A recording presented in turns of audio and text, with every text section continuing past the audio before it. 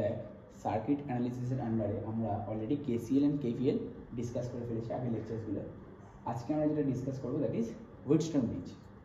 এখানে একটা হুইটস্টোন ব্রিজের অ্যারেঞ্জমেন্ট দেওয়া আছে, এই সার্কিটটাকে বলি আমরা হুইটস্টোন ব্রিজ। এখানে দেখ চারটে রেজিস্ট্যান্স লিখছি, একটা পি, একটা কিউ, একটা আর, একটা এস। ঠিক আছে, এই পি কিউ আর এস রেজিস্ট্যান্সগুলোকে আমরা এরকমভাবে অ্যারেঞ্জ করবো যেখানে এই এস রেজিস্ট্যান্সটা আননোন আমাদের কাছে, মানে এস রেজিস্ট্যান্সটার ভ্যালু আমরা জানি না। এই চারটে রেজিস্ট্যান্স আমরা একটা ব্যাটারির সঙ্গে কানেক্ট করেছি, সেই ব্যাটারি ইএমএফটাকে ই বলে কনসিডার করেছি। ঠিক আছে, এবার এই পয়েন্ট আর এই পয়েন্ট মানে এই নোড আর এই নোডের মাঝখানে আমরা একটা গ্যালভানোমিটার কানেক্ট করেছি যেটাকে জি দিয়ে ডিনোট করছি। ঠিক আছে, এবার এই ই ব্যাটারির থেকে যে কারেন্টটা বেরোলো দ্যাট ইজ আই, আই কারেন্টটা এই নোড অবধি গেল, গিয়ে পি রেজিস্ট্যান্সের দিকে I1 কারেন্ট গেল, আর রেজিস্ট্যান্সের দিকে I2 কারেন্ট গেল। ঠিক আছে, তেমন এই জাংশন অবধি I1 কারেন্টটা গেল, তারপরে সেই I1 কারেন্টটা এখানে I3 পাঠালো, এখানে IG পাঠালো। IG মানে কারেন্ট থ্রু গ্যালভানোমিটার। ঠিক আছে, আবার এই নোডের পরে এখানে I4 কারেন্ট গেল, মানে আলটিমেটলি I3 আর I4 মিলে আমাদের কাছে I কারেন্ট আবার ফিরে আসলো। তাহলে আলটিমেটলি আমরা কি জানি, আগেও বলেছি যে ই থেকে I কারেন্ট বেরোচ্ছে, আবার I কারেন্টটাই ঢুকছে। যে কোনো সেলে যতটা কারেন্ট বেরোয় ততটা কারেন্টই ঢোকে। এটাই হলো সেল আর কারেন্টের মধ্যে একটা রিলেশন। একটা সেল থেকে যতটা কারেন্ট বেরোবে ততটা কারেন্টই ঢুকবে। এবার এই হুইটস্টোন ব্রিজ আমরা কি পারপাস ইউজ করি, যে কোনো আননোন রেজিস্ট্যান্স মেজার করার জন্য আমরা হুইটস্টোন ব্রিজ ইউজ করি। হুইটস্টোন ব্রিজের অ্যারেঞ্জমেন্টটা কি, চারটে রেজিস্ট্যান্স থাকে, মাঝখানে একটা গ্যালভানোমিটার আমরা কানেক্ট করি। এবার একটা টার্ম জানবো দ্যাট ইজ ব্যালেন্সড পয়েন্ট আর ব্যালেন্সড কন্ডিশন। ব্যালেন্সড পয়েন্ট আর ব্যালেন্সড কন্ডিশনটা কি, এই চারটে যে resistance P Q R S, আবার বলছি পি কিউ আর এস, অনেকে কি করে পরীক্ষার খাতায় পি কিউ আর এখানে আর এখানে এস লিখে সাইক্লিক অর্ডারে লিখে ফেলে। না, কখনো করবি না। এখানে পি, এখানে কিউ, এখানে আর, এখানে এস। ঠিক আছে, এই পি কিউ আর এসটাকে আমরা এমনভাবে অ্যাডজাস্ট করব যাতে এই গ্যালভানোমিটারের ভেতর দিয়ে কোনো কারেন্ট না যায়। ঠিক আছে, যাতে গ্যালভানোমিটারের ভেতর দিয়ে কোনো কারেন্ট না যায় সেটাকে আমরা বলবো ব্যালেন্স পয়েন্ট। কি করে করবো এই কন্ডিশনটা অ্যাচিভ, যখন এই রেজিস্ট্যান্সগুলো আমাদের সার্কিটে আছে সেই রেজিস্ট্যান্সগুলোকে নতুন করে অ্যাডজাস্ট করবো, অ্যাডজাস্ট করে দেখবো যে গ্যালভানোমিটারের ভেতর দিয়ে কোনো কারেন্ট না যায়। কি করে বুঝবো গ্যালভানোমিটারের ভেতর দিয়ে কারেন্ট যাচ্ছে কি যাচ্ছে না, যদি গ্যালভানোমিটারের ভেতরে যে কাঁটাটা আছে সেটা যদি ডিফ্লেক্ট বা ডিফ্লেকশন না শো করে, ডিফ্লেক্ট না করে বা ডিফ্লেকশন না শো করে, দ্যাট মিনস গ্যালভানোমিটারের ভেতর দিয়ে কোনো কারেন্ট যাচ্ছে না। আমরা অলরেডি জানি গ্যালভানোমিটার মানে হচ্ছে এমন একটা ডিভাইস যেটা খুব উইক কারেন্টের প্রেজেন্সটাকেও আমাদেরকে ডিটেক্ট করে বলে দেয়। হয়তো গ্যালভানোমিটার কারেন্ট মেজার করে না, বাট উইক কারেন্টটাকে ডিটেক্ট করতে পারে গ্যালভানোমিটার।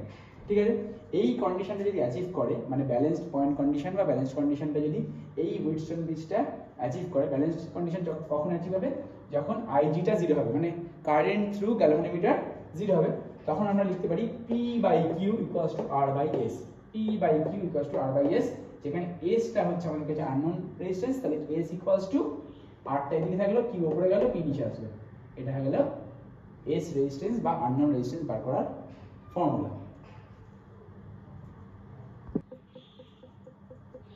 দেখ এবার আমরা একটু আগে যে ফর্মুলাটা দেখলাম P by Q equals to R by S, সেই ফর্মুলাটা এস্টাবলিশ করবো কি করে আসছে।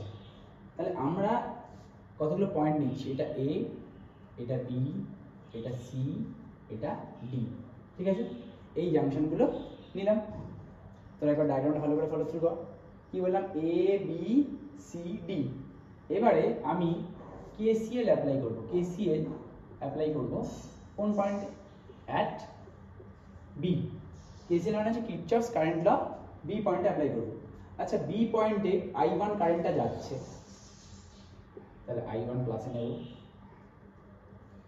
আচ্ছা, বি পয়েন্টে আইজি কারেন্টটা বেরোচ্ছে, বি পয়েন্ট থেকে আইজি কারেন্টটা বেরোচ্ছে, তাহলে সেটাকে আমরা মাইনাস আইজি নেব, তাই না?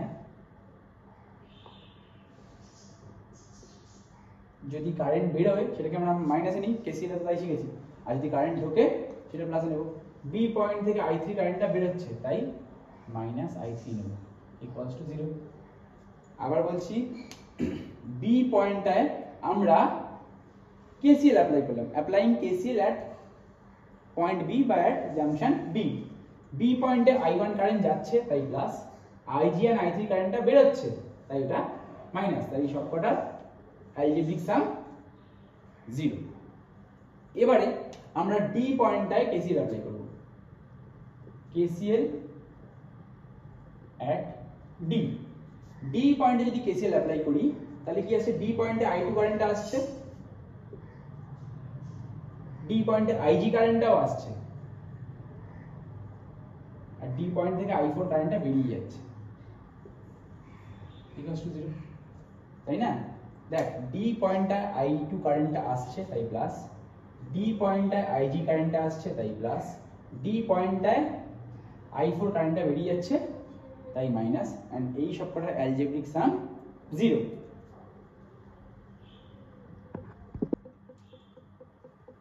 এবার আমরা কেভিএল অ্যাপ্লাই করব।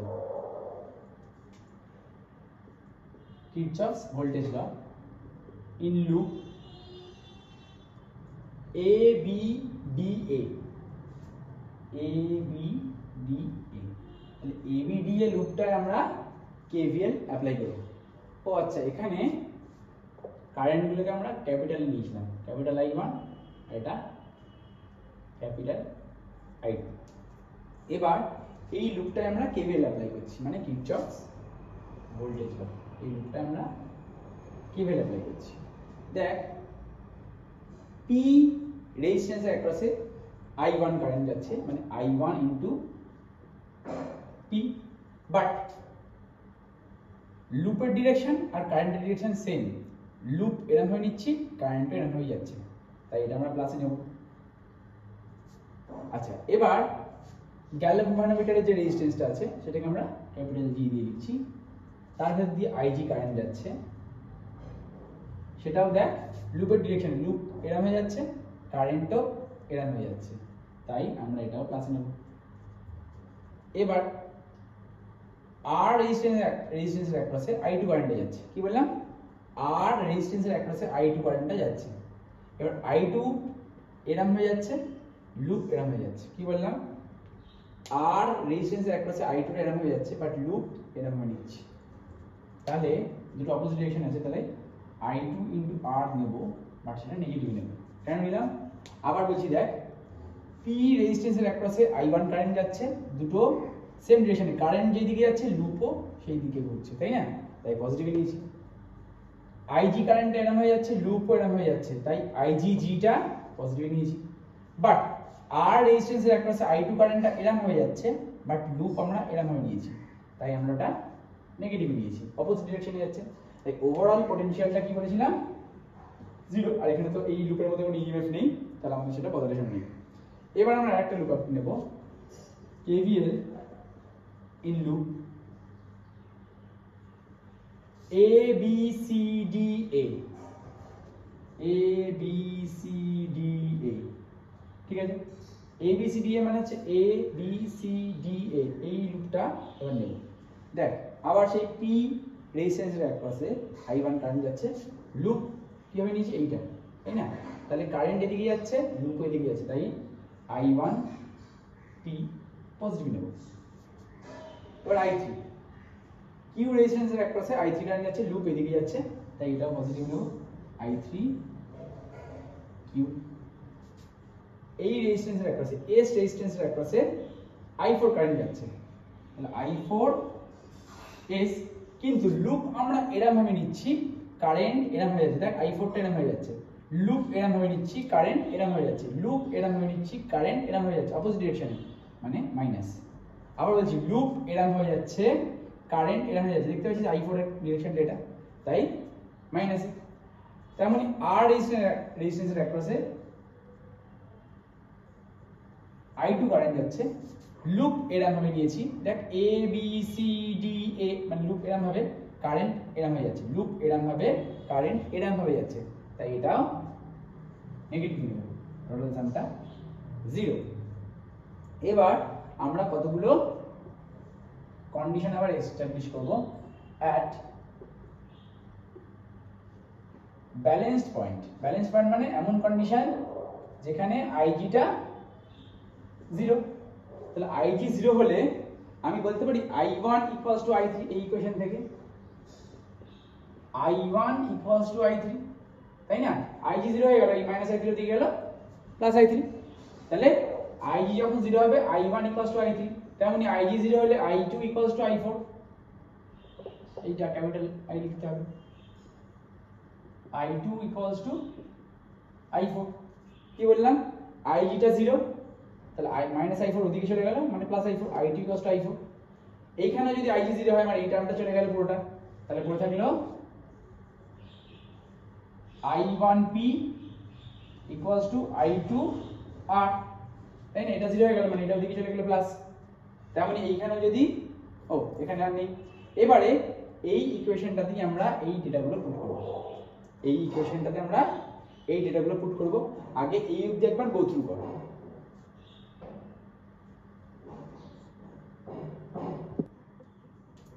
এবার যেই ইকুয়েশনগুলো আমরা এখানে এস্টাবলিশ করেছি সেই ইকুয়েশনগুলোর কিছু নাম দেব। ধর এই ইকুয়েশনের নাম A, এই ইকুয়েশনের নাম B, এই ইকুয়েশনের নাম C, আর এই ইকুয়েশনটার নাম D, ঠিক আছে? এবার এই D ইকুয়েশনে আমরা এই ভ্যালুগুলো পুট করব। আচ্ছা, I1 আর I3 তো সেম, তাই I1 টা I1 ই রাখছি, I1P, I3 টাকেও আমরা I1 লিখে দিচ্ছি, কারণ I1 আর I3 সেম, I1Q মাইনাস এই I4 আর I2 সেম, I4 আর I2 সেম, তাই এই I4 টাকেও আমরা I2 লিখছি, তাই না? I2 আর I4 সেম, তো তাই I4 টাকে আমরা I2 লিখতে পারি, I2S minus I2R equals to 0। এবারে এই মাইনাসের টার্মগুলো আমরা রাইট হ্যান্ড সাইডে নিয়ে চলে যাব, তাহলে কি আসলো? I1P plus I1Q equals to I2S plus I2R, এই মাইনাস টার্মগুলো আমরা ওদিকে নিয়ে চলে গেলাম, তাহলে এটা একটা ইকুয়েশনের নাম দিলাম E, ঠিক আছে? এবার এই ইকুয়েশন E টাকে আমরা ইকুয়েশন C দিয়ে ডিভাইড করব। কি করব?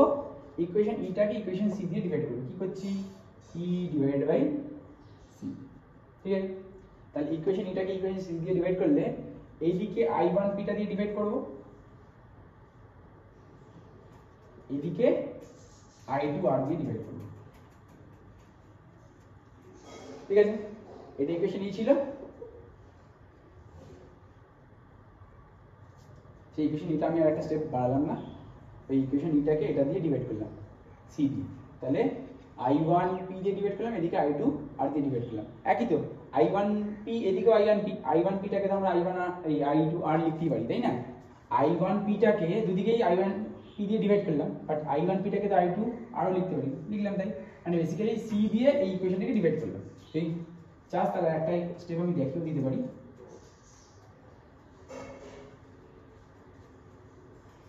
এটা হলো equation E, I1P plus I1Q divided by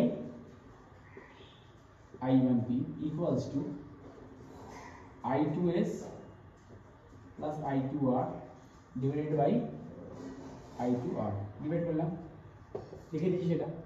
এর পরের স্টেপটা আমরা উপর দিকে লিখছি, তা আমরা এই সার্কিটটা ইরেজ করছি।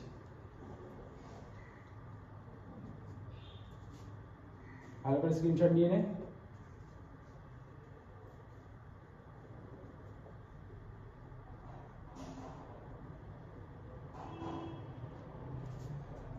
এবারে দেখ, এইটা বাই এইটা মানে 1 প্লাস এইটা বাই এইটা মানে I1Q by I1P equals to এইটা বাই এইটা মানে I2S by I2R plus I2R by I2R,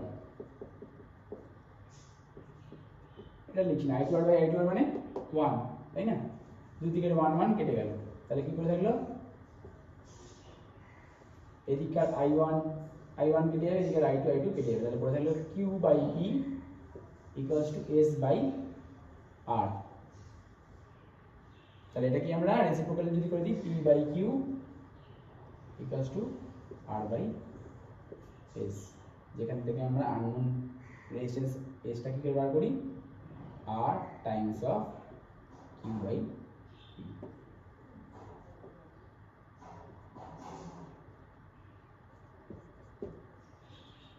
বারবার পরীক্ষা এটা আসে, তাই এটা ডেরিভেশনটা প্র্যাকটিস করবি। হুইটস্টোন ব্রিজের মধ্যে আমরা কেসিএল কেভিএলটাও অ্যাপ্লাই করলাম, যেখান থেকে তোদের কেসিএল কেভিএল এর কনসেপ্টটা আরো বেটার ওয়েতে বোঝা গেল।